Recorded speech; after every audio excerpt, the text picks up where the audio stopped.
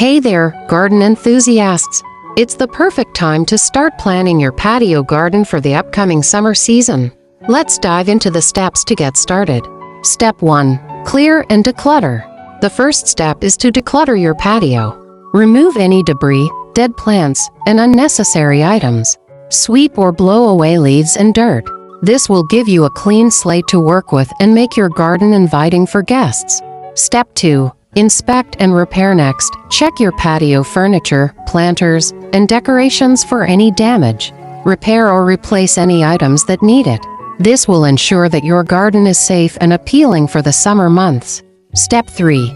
Prepare the soil. Testing your soil's pH level is crucial before planting anything in your patio garden. Adjust it if necessary using amendments like compost or manure to improve its structure. This will help keep your plants healthy and vibrant throughout the summer. Step 4. Plant your flower. Choose plants that are suitable for your region's climate and can thrive in a patio environment. Place them strategically around your patio furniture to create a cozy and inviting space. Don't forget to water them regularly.